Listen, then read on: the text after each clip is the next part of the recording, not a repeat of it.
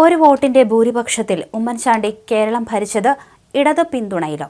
2011 അധികാരത്തിലെത്തിയ ഉമ്മൻചാണ്ടിയുടെ അതിവിശ്വസ്തന്റെ വെളിപ്പെടുത്തൽ CPM-നെ ഞെട്ടിക്കുകയാണ്.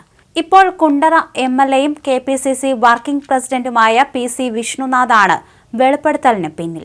ഒരു ഭരണപക്ഷ MLA മൂത്രമൊഴിക്കാൻ പോയാൽ സർക്കാർ താഴെ വീഴുമെന്നായിരുന്നു അന്ന് പ്രതിപക്ഷ നേതാവായ VS അച്യുതാനന്ദൻ നിയമസഭയിൽ പറഞ്ഞത്. എന്നാൽ ഭൂരിപക്ഷത്തിൽ കാര്യമില്ലെന്നും വലിയ ഭൂരിപക്ഷത്തിൽ വന്ന സർക്കാരുകൾക്ക് കാലാവധി തികയ്ക്കാനാകാതെ പുറത്തു പോകേണ്ടി വന്നിട്ടുണ്ടെന്ന് ഉമ്മൻചാണ്ടി മറുപടി പറഞ്ഞു. ഇത് അക്ഷരാർത്ഥത്തിൽ ശരിയാകുന്നതും കണ്ടു. കുറഞ്ഞ അംഗബലത്തിൽ അധികാരത്തിലെത്തിയ അച്യുത മേനോൻ സർക്കാരിന് 5 വർഷം കാലാവധി കഴിഞ്ഞ് 7 വർഷം അധികാരത്തിലിരിക്കാൻ സാധിച്ചുവെന്നും ഉമ്മൻചാണ്ടി ഓർമ്മിപ്പിച്ചിരുന്നു. രാഷ്ട്രീയ തന്ത്രജ്ഞനായ ഉമ്മൻചാണ്ടി 5 കൊല്ലം ഭരിച്ചു. കോൺഗ്രസ് പാളയത്തിലെ പടയ്ക്ക് പോലും ഉമ്മൻചാണ്ടിയെ വെല്ലുവിളിക്കാനായില്ല. അധികാരത്തിലെത്തി ഏറെ വൈകാതെ CPM സീറ്റിൽ ജയിച്ച സെൽവരാജ് MLA-യെ രാജിവെപ്പിച്ച് കോൺഗ്രസ് പാളയത്തിലെത്തിക്കാനും ഉമ്മൻചാണ്ടിക്ക് കഴിഞ്ഞുവെന്നത് ചരിത്രം. ഇതോടെ ഭരണപക്ഷം 73ആയി. പക്ഷേ നിയമസഭയിൽ ചേരുമ്പോഴെല്ലാം ഭൂരിപക്ഷം വേണം. MLA-മാർ അവധിയെടുക്കുന്നത് പോലും സർക്കാരിനെ ബാധിക്കും. ഇതിനെ എങ്ങനെയാണ് ഉമ്മൻചാണ്ടി മറികടന്നതെന്ന് പറയുകയാണ് വിഷ്ണുനാഥ്. അന്ന് സർക്കാരിനെ സഹായിക്കാൻ ഇടതുപക്ഷത്ത് ഒരു MLA ഉണ്ടായിരുന്നു. ഏതെങ്കിലും ഭരണപക്ഷ MLA അവധിയെടുത്താൽ അക്കാര്യം ആ ഇടത് MLA-യെ UDF അറിയിക്കും. അന്ന് അദ്ദേഹം സഭയിൽ നിന്ന് വിട്ടുനിൽക്കും. അങ്ങനെ ഭരണപക്ഷത്തെ പ്രതിസന്ധിയിലാക്കാതെ മുന്നോട്ട് കൊണ്ടുപോകാനായി വിഷ്ണുനാഥ് പറയുന്നു.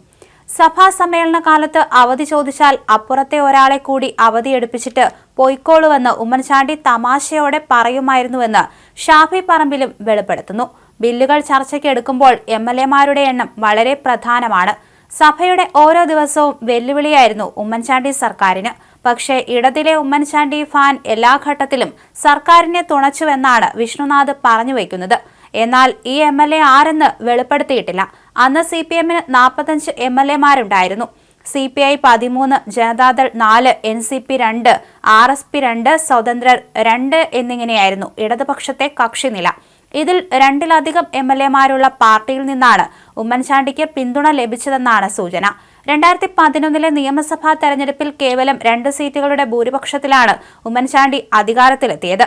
ഭരണപക്ഷമായ UDF-ന് 72, പ്രതിപക്ഷമായ LDF-ന് 68, 72-ൽ ഒരാൾ സ്പീക്കർ. അപ്പോൾ ഫുൾ കോറത്തിൽ ഭൂരിപക്ഷമാകെ 1 മാത്രം. ഈ കുറഞ്ഞ അംഗബലവും വെച്ച് ഉമ്മൻചാണ്ടിക്ക് കാലാവധി തികയ്ക്കാനാകുമോ എന്ന സംശയം പല കോണുകളിൽ നിന്നും ഉയർന്നിരുന്നു.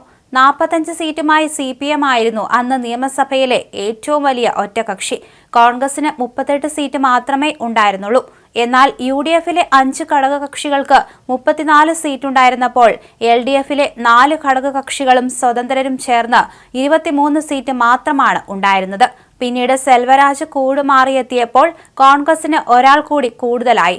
അങ്ങനെ 73-ലെത്തി. ഈ സമയത്തെല്ലാം ഇടതിലെ ഒരാൾ ഉമ്മൻചാണ്ടിയെ സഹായിച്ചിരുന്നുവെന്നാണ് വിഷ്ണുനാഥ് പറയുന്നത്.